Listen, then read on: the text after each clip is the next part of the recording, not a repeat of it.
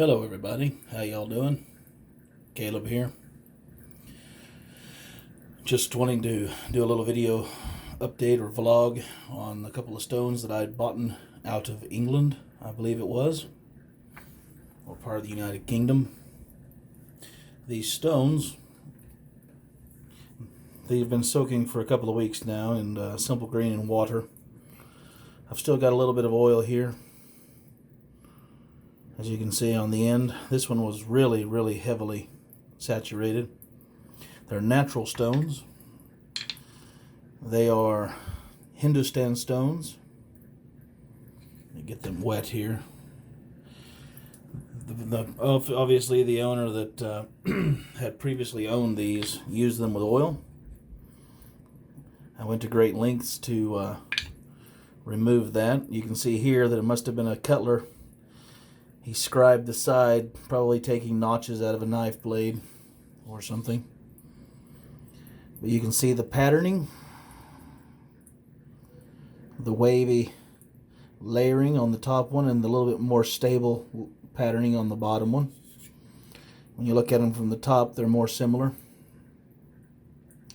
Yellowish gray and yellowish tan.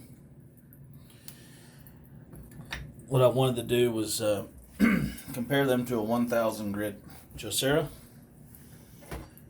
So I've already set the bevel on another gold dollar. Let me check something here.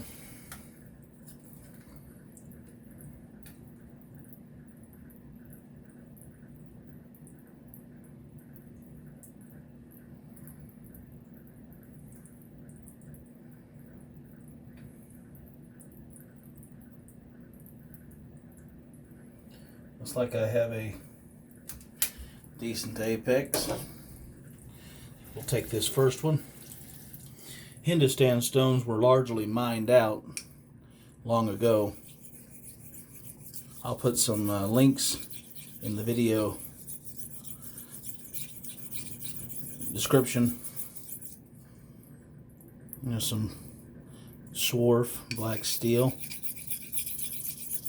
So it is cutting this high carbon steel gold dollar.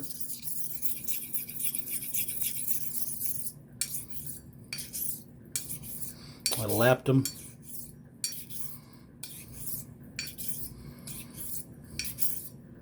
It's not a bad cut rate, really. I can see why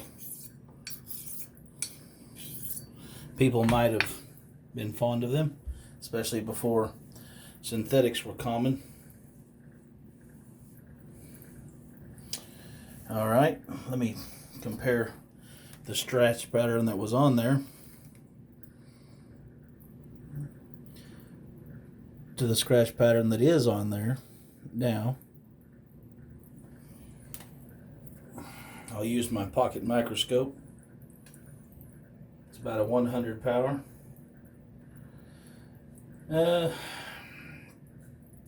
are a few high and low random spots, but it's fairly clean for a natural stone. I would put it at that stone. It's a sandblasted finish, not really a JNat either.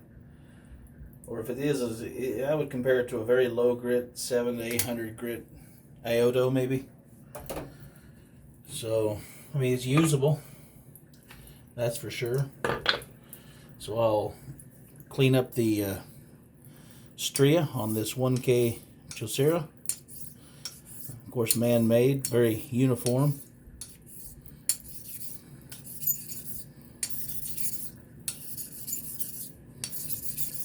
You can tell the cut speed difference in the swarf. I'll lighten up and do a few matching laps. Clean it.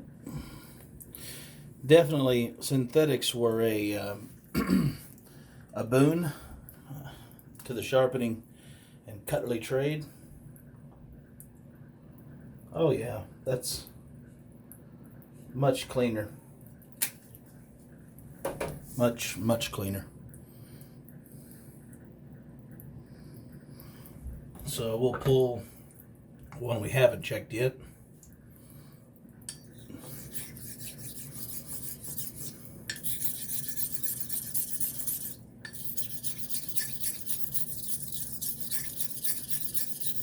There's a faintly sandy feeling, not like snappy or poppy, but you can see this one seems to cut faster, maybe, but it shed grit much faster. That might be because this one didn't have much oil in it and it's behaving better, more as it might have been naturally.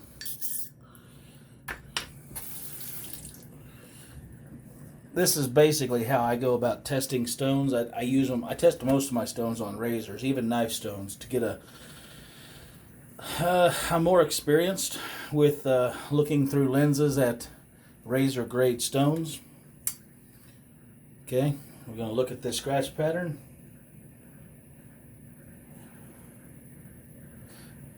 The stria is very uniform. This one's actually behaving. You know, it might be a tiny bit finer than that Chaucera. I know that the stria is shallower. I can tell that by changing the angle of the light. Like if you were looking at it like this all the time, if you were to change it and bring it across the stria or even flip it around, you get a better idea of the depth of the scratch patterns. Looking at the uniformity of the apex height helps too. So just offhand, I would say this one is finer, but it also seems to shed. So I'll do some more testing down the road with slurry. I doubt slurry will be conducive to helping this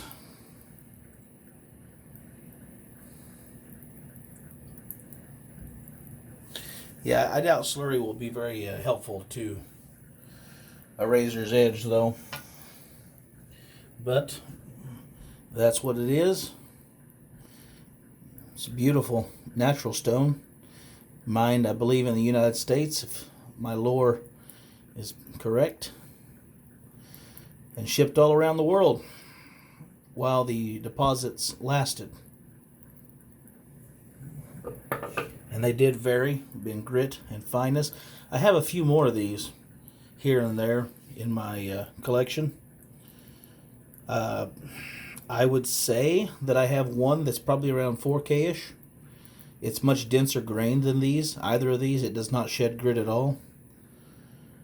I can see that in the old catalogs, these sold for, I believe, a halfpenny for a cut bench stone. So you could probably afford, if you were a good cutler, several dozen of them to sift through and find the more high quality stones, as it were, or the more uniform in grit, kind of how it used to be before we got to where we could just snap our fingers and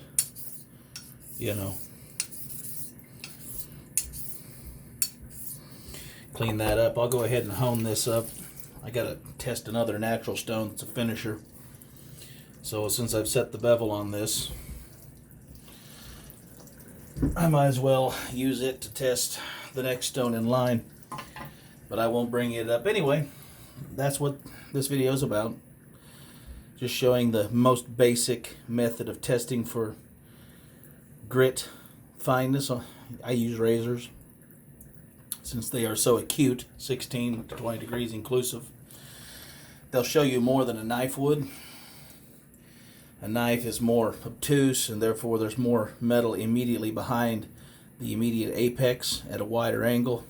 So if you take maybe a microtome, or even, but I prefer a razor because they're more delicate, you can get what a stone's potential could be at the high point, I guess. I would say these would be handy to blending stretches also, especially this one. Behind, especially on a wide bevel knife. They're a little tight grit for that, but I think you could rub them together and bring up a nice cutting, polishing slurry, or refining slurry. Alright guys, I'll let you go. I'll try to keep this under 12 minutes. Y'all have a great day. Great videos. Cheers.